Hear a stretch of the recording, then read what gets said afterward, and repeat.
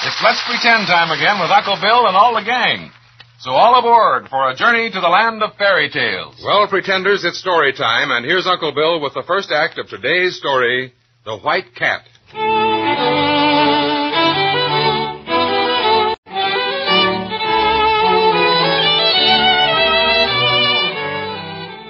Once upon a time, in the enchanted land of Philanovia, an aging king had 3 devoted sons. One day he called them into the castle library. We find them now in deep conversation. Oh, Father, why worry about it now? My sons, the time has come when we must decide on which one of you is to be my successor to the throne. Oh, no, why decide now? Oh, yes, we must decide. Well, have you thought of a way, Father? Well, Morton, I've been thinking. I know you'll all smile at me, but I pray you indulge the whim of an old man and hear me. Of course, Father. Now, what is your plan? Just this, Larry. As you know, I've always been a great lover of dogs. They are company for me when you 3 youngsters are hunting or off to your games. Therefore, here's my plan. I'll give you a year. Take the entire year, if you will, but at the end of that time, whoever brings me the most unusual dog shall be the next king. Now, what do you say? Unusual. Well, brothers, this is a most unusual request, but I, for one, am for it. What about you? Oh, you can count me in, Father. That's a chance I wouldn't miss. Very well, my sons. Make all preparations. And when all of you are ready, you will depart at the same time with your father's blessing. And may you find excitement and happiness on the high road of adventure.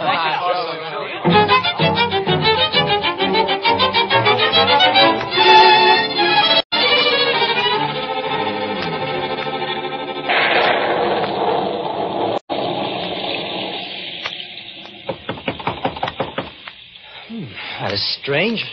No one answers, yet there is someone here. Many people, I should say. Well, certainly I can't go on in this rain. Oh, here's a deer's foot on the door. I'll pull that. Come in, King's son. Well, gladly. Only, where are you? I see nothing but a pair of hands. And how did you know I am the king's son? We know everything here, Prince Kenneth. Come in. Thank you. If you follow this emerald hall to the end, you will come to the coral room. There you will find your hostess awaiting you. Thanks, but would you mind telling me where is the rest of you? I still see nothing but hands, even though it is light in here now. Never mind, King's son. You will soon become used to that.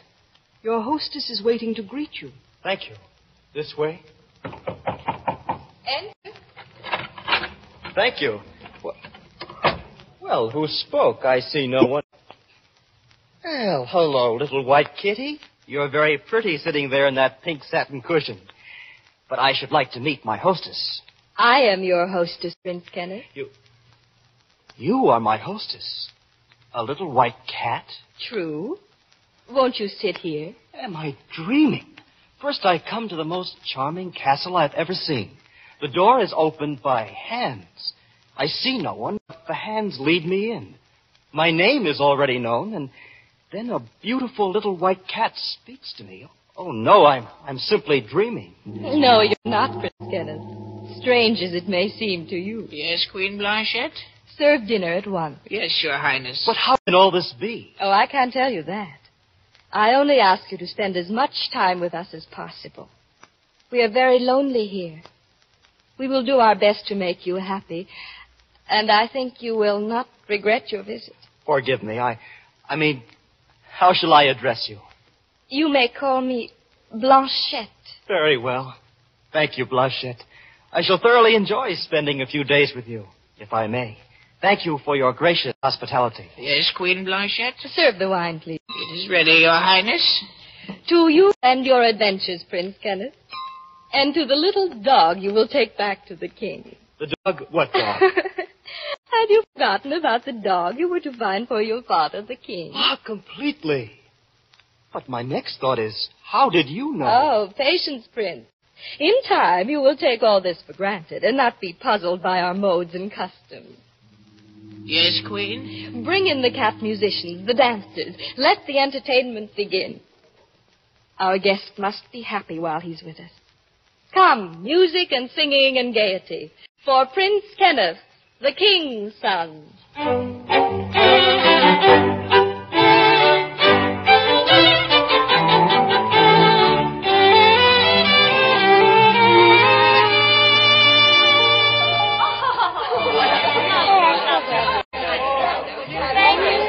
Trust me to remain my queen.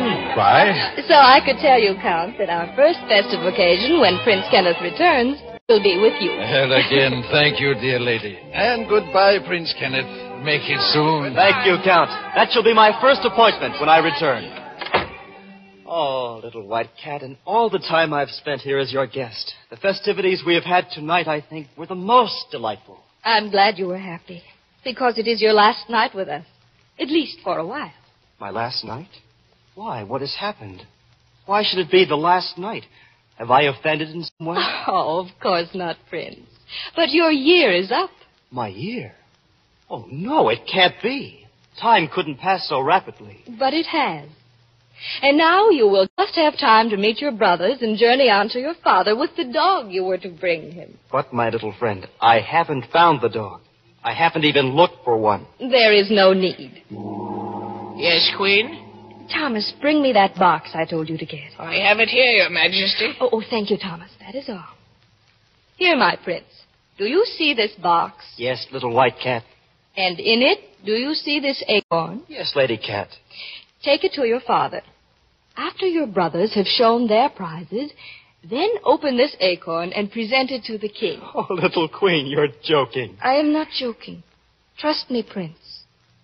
Be very, very careful of the acorn. It's very fragile.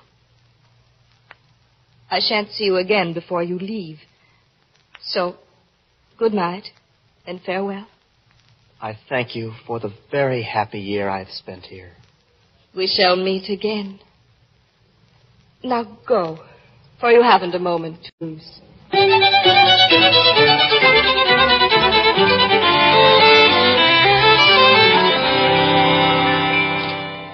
Well, Morton, my son, I'm glad to see you. I'm glad to be here, Father. And you too, Larry. Glad to be back, Father. Welcome, Kenneth. How are you, Father? I can scarcely wait to see the result of your travels, my boys.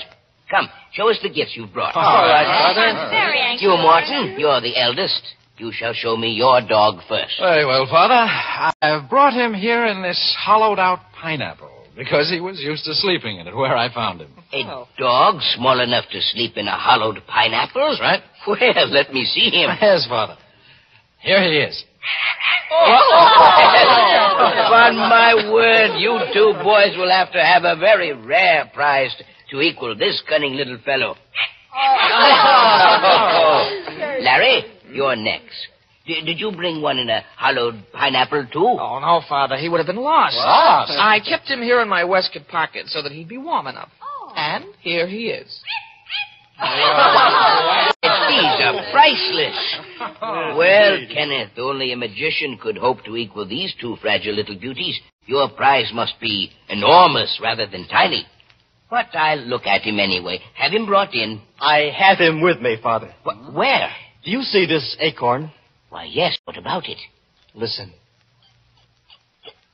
Do you mean to say that there's a... Oh, no, I can't believe it. Then be quiet and I will show you. I open the acorn so. And here on his little feathered pillow is your dog. Come along, Petite. Dance for your master. Why, no bigger than an acorn seed and dancing on his hind legs for me. Well, my sons, there doesn't seem to be any doubt. I think this little fellow wins the prize. Then shall we publicly proclaim Kenneth as the next king? No, Father. Give us another mission. Send us out again so that my brothers may have another chance. Wouldn't you like that, Morton and Larry? Why not? I'm willing to go to abide by this decision. And I. All right, my sons. Spend a little time with me, and then you may have another year's adventure. And this time bring me, let me see. Bring me a strip of cloth of finest weaving, and he whose gift is the sheerest shall be the king. Ah, this is a real challenge, brothers. It is. Morton, I feel I shall be the winner. Ah? Kenneth may be a judge of dogs, but when it comes to weaving, I bow to no one. Morton, I'll wager your entire racing stable against this emerald ring that I win. I'm at wager, Larry, but I'll take you up. All right. Then 1 month from today, your second adventure begins.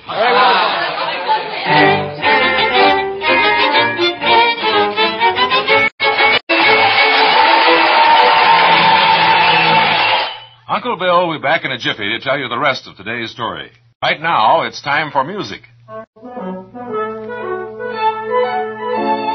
Robin Hood, he cannot be found. Little John, has he gone to town? Robin Hood, tell me where he's been. In the wide countryside with his merry men. Little John, light the beacon light. Robin Hood will be home tonight. Did you ever hear about Old Man Persnickety? Old Man Persnickety ran down the lane with a pocket full of hominy and never lost a grain. Left foot, right foot, any foot at all. Sally lost her shoes and stockings going to the ball.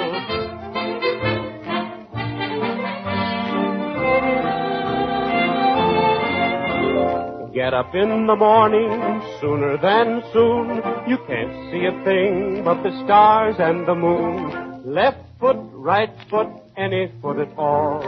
Sally lost her shoes and stockings going to the ball. Old Man Persnickety, who was always sneezing, liked to sing this song.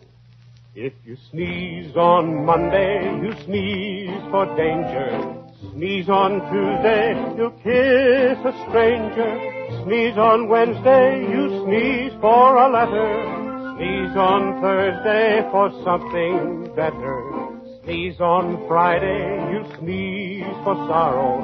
Sneeze on Saturday, joy tomorrow.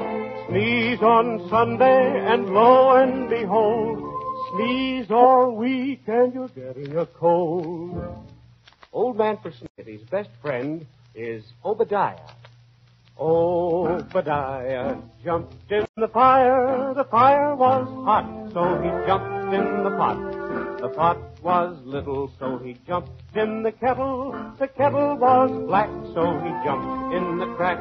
The crack was high, so he jumped in the sky. The sky was blue, so he jumped in a canoe. Canoe sprung leak, so he jumped in the creek. The creek was shallow, so he jumped in the tallow. The tallow was hard, so he jumped in the lard. The lard was soft, so he jumped in the loft.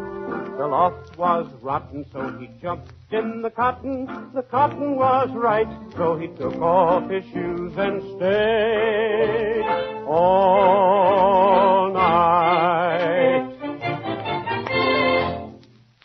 Here's Uncle Bill with Act Two of today's story.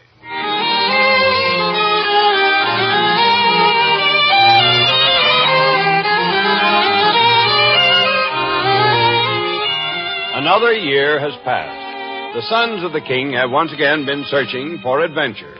While Morton and Larry search feverishly for the finest weaving that will win them the wager they made with each other, Prince Kenneth returns quickly to renew his friendship with the mysterious and beautiful White Cat. Once again, she knew his mission before he spoke of it, and at the end of his year's visit, gave him a mysterious little box and told him to present it to his father. And so, my sons, again we are together after a year. I'm eager to see what weavings you have found in your journeys. Morton? Yes, Father. Here is cloth woven in parquet. Oh, it is beautiful indeed. And now, Larry, what have you to show? This fine muslin, which will go through the eye of this small needle. Its color is lovely, exquisite. And yes, it passes through the needle's eye easily. Looks as if Morton lost the wager you two made. Certainly does, Father. Well, Kenneth, what have you brought? I have it here, Father, in this walnut. Well, then open it. What? Why? Inside the walnut is a hazelnut. Oh, open that, Kenneth. Yes, quickly. If you have cloth in there, we surely want to see it. It must be inside this. What's the matter? The hazelnut contains a millet seed.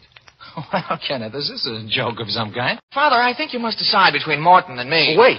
I'll open the millet seed. There. Oh, it's Lovely, Kenneth. Kenneth. I've never seen it. Kenneth, this is beautiful. Look, Morton. Larry, Yes. in this tiny millet seed, there are yards of muslin. Look at the rich coloring and the patterns woven in it. It is beautiful, Father. Oh, Morton, it would seem we both lost the wager. Yes. Kenneth, undoubtedly you win the right to rule our kingdom. Yes, but I have no wish to take it. My sons, out of these adventures, we've gained much knowledge of the outside world. Now, this muslin, for instance. Who would have dreamed such stuff could be woven? And now I've an idea.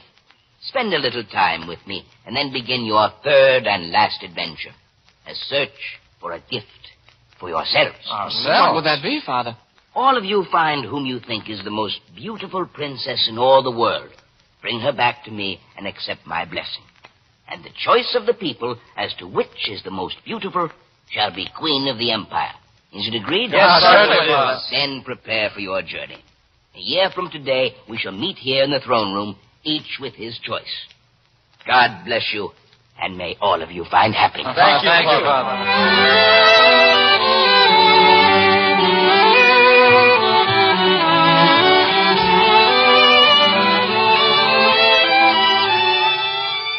But it doesn't matter, Blanchette. I don't care about ruling the kingdom. I do care for you. But look at me. A little white cat.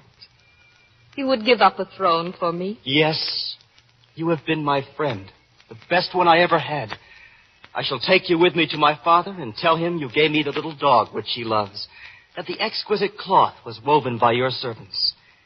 Then I shall tell my brothers to divide the kingdom and rule together. And we shall come back here to your castle. I shall look after you and try to repay your kindness to me. You are kind, Prince Kenneth. But I can't believe you could be happy with a white cat for your companion. Oh, but I am. How it is that you can speak, I do not know. But until you're ready to tell me, I am content to wait.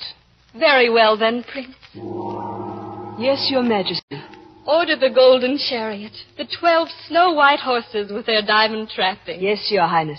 We must start at once if we are to keep the appointment with your father as you agreed. Then you'll come with me to my father. Yes, Prince. But when we arrive, you must do exactly as I say.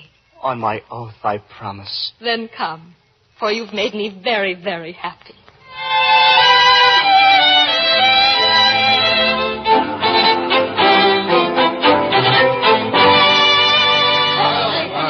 Morton, your bride is indeed lovely. Isn't she, Father? Thank you, Your Majesty. And yours, Larry. Thank you, Father.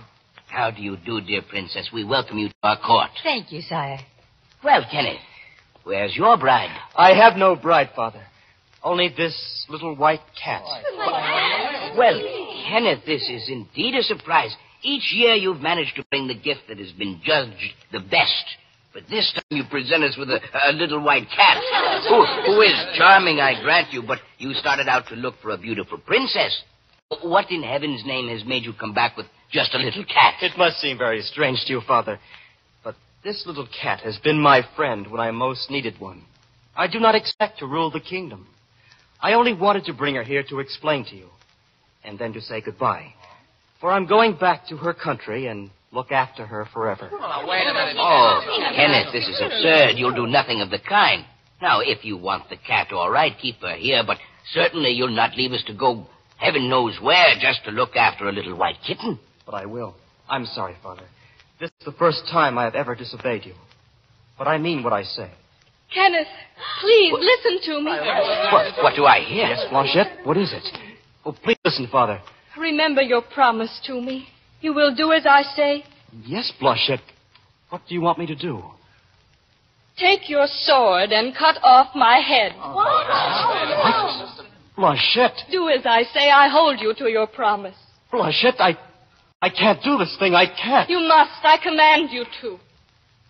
This is the saddest day of my life, Blanchette, and a poor way to express my gratitude.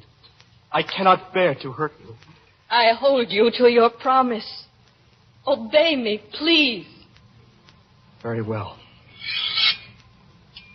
Farewell, my little friend. I shall never forget you. What do I see before me? Why, the most beautiful woman in all the world. Who are you? Where did you come from? Thank you, Kenneth. You have released me from my enchantment. What is she talking about? What did you say? Years ago, the wicked magicians were angry with me because I wouldn't marry the king of the dwarfs. They changed me into the cat you knew. Changed all my court into cats.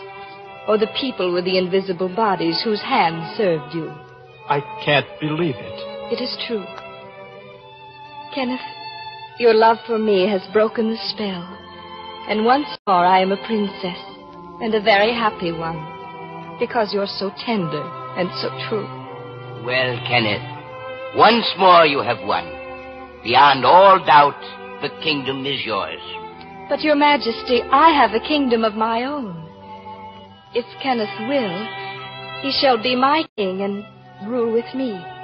And your other sons may follow in your reign. If I will. Oh, Blanchette, will you do me the honor to marry me? Yes, Kenneth. For I have loved you always. My blessings on you both. And may you live happily ever after.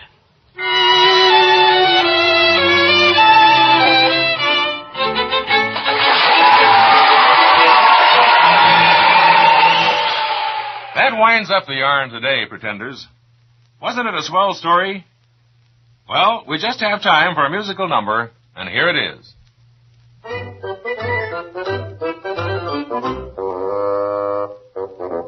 I've got a friend who's big and round and oh so jolly, gee whiz.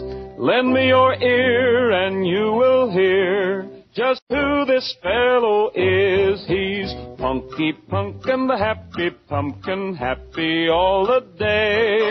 And his great big smile will scare your cares away. Punky Punkin, the happy pumpkin, never wears a frown. You can see that he's cut out to be a clown. The candlelight inside him makes his eyes light up and gleam. They shine right through the window at you for a happy Halloween. Punky Punkin's a happy pumpkin, and do you know why? 'Cause he's a jack-o'-lantern instead of being a pumpkin pie.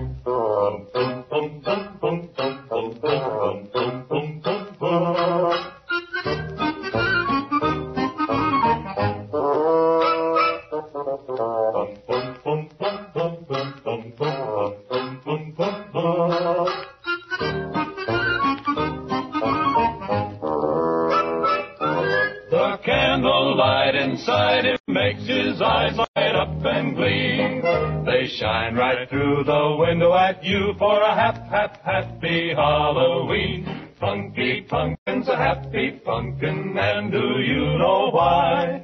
'Cause he's a jack-o'-lantern instead of being a pumpkin pie. Punky Punkin, the happy pumpkin, happy all the day. And his great big smile will scare your cares away. Punky Punkin, the happy pumpkin, never wears a frown. You can see that he's cut out to be a clown. The candlelight inside him makes his eyes light up and gleam. They shine right through the window at you for a happy Halloween. Punky Punkin's a happy pumpkin, and do you know why? 'Cause he's a jack-o'-lantern instead of being a pumpkin pie. Well, Pretenders, time's up for today. But we'll be back next week with Uncle Bill and all the gang and another story just for you. Oh, yes, there'll be special music, too. So be sure to join our cruise of the airwaves, the land of Let's Pretend, next week at this same time. Don Thompson speaking. This is the United States Armed Forces Radio Service.